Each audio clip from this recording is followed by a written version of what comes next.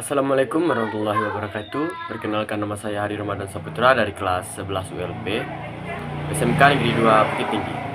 Pada kesempatan kali ini saya akan menjelaskan atau mempresentasikan tentang masa reformasi.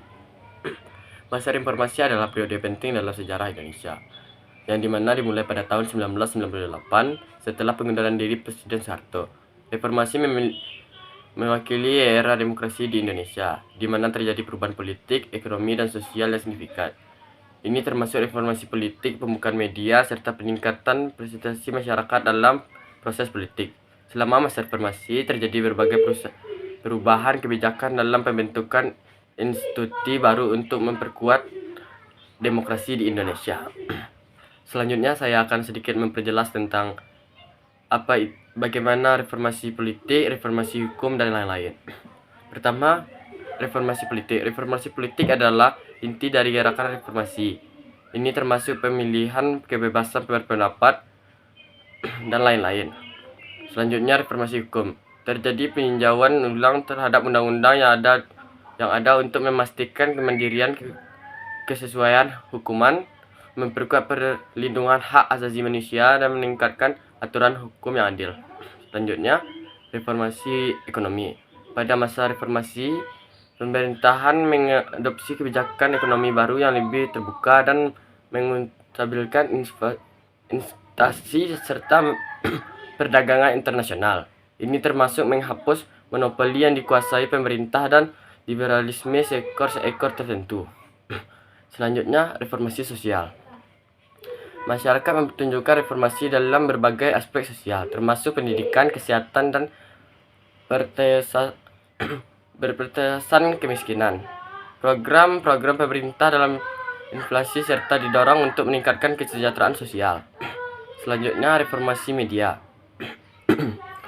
Munculnya kebebasan pers dalam peningkatan akses ke masyarakat terhadap inflasi menjadi ciri khas reformasi.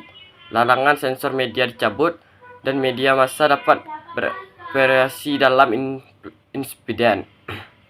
Selanjutnya, partisipasi politik. Masyarakat secara aktif terlibat dalam proses politik, baik melalui pemilihan umum, demokrasi, maupun lembaga-lembaga positif seperti forum-forum masyarakat. Selanjutnya, perubahan sistem politik. Reformasi juga menyebabkan perubahan dalam sistem politik, termasuk perubahan konstitusi, mengandalkan pemilihan langsung presiden, dan membentuk lembaga-lembaga baru seperti Komisi Pemberantas Korupsi atau yang biasa disebut dengan KPK. Selanjutnya saya akan menjelaskan masa reformasi dari era presiden ke presiden lainnya. Pertama, era reformasi dimulai pada era Presiden B.J. Habibie pada tahun 1998 sampai 1999. Menggantikan Soeharto setelah mengundurkan diri pada tahun 1998, Habibie memulai periode transisi menuju demokrasi dengan membebaskan media, mengizinkan kebebasan berpendapat, dan memulai reformasi politik. Sangat berbeda dengan era Pak Soeharto. Selanjutnya, Presiden Abdurrahman Wahid pada tahun 1999 sampai 2001. Di masa pemerintahan Presiden Abdurrahman Wahid atau yang biasa disebut Gus Dur, terjadi upaya pembuatan demokrasi yang memperbaiki hubungan antar beragama. Namun pemerintah juga diwarnai oleh konflik politik dan ketidakstabilan. Selanjutnya, era Presiden Megawati Soekarno Putri pada tahun 2001 sampai 2004. Megawati menjadi Presiden Indonesia pertama yang dipilih secara langsung dan juga Presiden pertama wanita di Indonesia. Meskipun popularitasnya tinggi, masa pemerintahan diwarnai oleh tantangan ekonomi dan politik.